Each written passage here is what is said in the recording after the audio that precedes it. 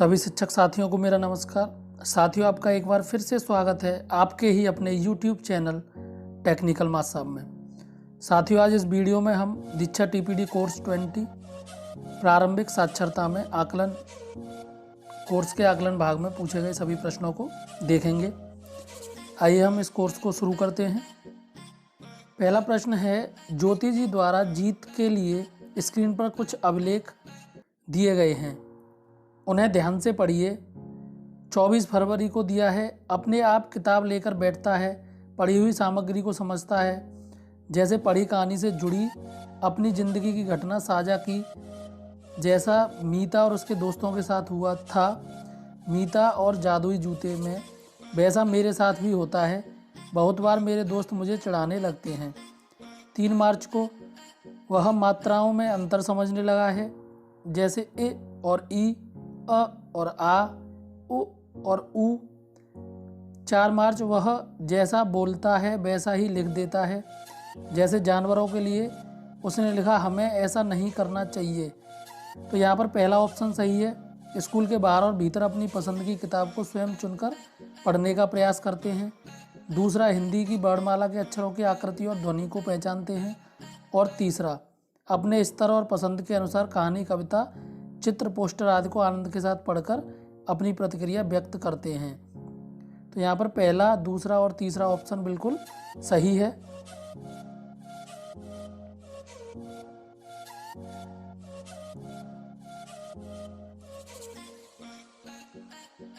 आपके अनुसार प्रारंभिक साक्षरता में सतत आकलन के लिए दी गई किन किन तकनीकों का इस्तेमाल कर सकते हैं?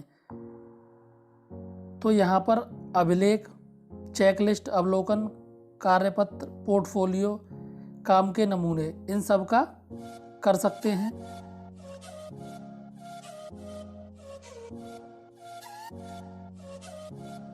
साथियों, अगर आपने चैनल को सब्सक्राइब नहीं किया है तो जब तक चैनल को आप सब्सक्राइब कर लीजिए। अगला प्रश्न आ रहा है आपके सामने। शीलाजी बच्चों के लिखित कार्य को जांचते समय बातचीत के रूप में विस्तार से प्रतिक्रिया देती हैं। आपके अनुसार इस तरह की प्रतिक्रिया के पीछे शीलाजी का क्या उद्देश्य होगा? तो यहाँ पर दूसरा ऑप्शन, बच्चों को सही तरीके से लिखने के तरीकों और बाकी यांत्रिक पहलुओं पर उनका ध्यान लाना।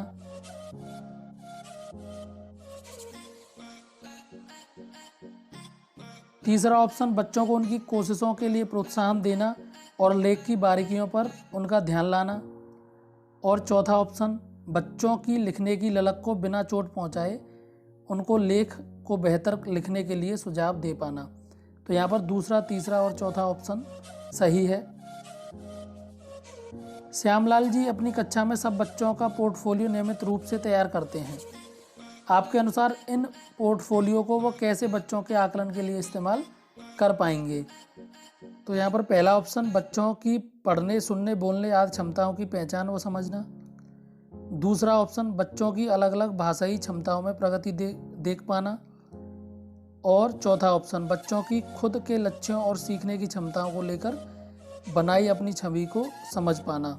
तो यहाँ पर पहला, दूसरा और चौथा ऑप्शन सही है। बच्चों की खुद के लक्ष्यों और सीखने की क्षमताओं को लेकर बनाई अपनी छवि को समझ पाना। आपकी स्क्रीन पर किताब का एक पन्ना दिखाया जा रहा है। किताब मेरा घर एक बड़े मैदान के पास है। मिलिंद और राजनाथ के इसे कुछ ऐसे पढ़ा। मिलिंद, मेरा घड़ा एक बड़ी मदन के पास है। राजनाथ, मेरा मकान एक पार्क के पीछे है। इन दोनों पढ़ने के तरीकों को कैसे आंका जा सकता है? तो यहाँ पर तीसरा विकल्प सही है। राजनाथ का पढ़ा वाक्य अर्थ के ज़्यादा करीब है, यानी वह पाठ को समझकर पढ़ रहा है। हमें यहाँ पर एक ही ऑप्शन सेलेक्ट करना था। राजनाथ का पढ़ा वाक्य अर्थ के ज़्यादा करीब है।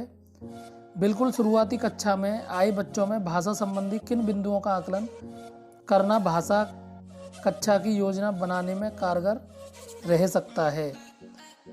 तो यहाँ पर पहला ऑप्शन, अपनी मौखिक भाषा की समृद्धता। और दूसरा ऑप्शन, उनके इमरजेंट लिटरेसी व्यवहार या प्रिंट की अवधारणाएं। तो यहाँ पर ऑप्शन 1 और ऑप्शन 2 सही हैं। आपकी स्क्रीन पर एक वाक्य दिया गया है, उसके खाली स्थान भरने के लिए दिए गए विकल्पों में से दो उचित विकल्पों को चुनिए। प्रारंभिक साक्षरता में आकलन में हम न केवल बच्चों के बढ़ते भाषा कौशल को आंकते हैं, बल्कि इस बात पर भी गौर करते हैं कि बच्चे में प्रिंट की दुनिया और के बारे में कैसी छवि बन रही है। तो यहाँ पर पहला ऑप्शन पढ़ने लिखने की प्रक्रिया और खुद या स्वयं, ये दोनों ऑप्शन सही हैं।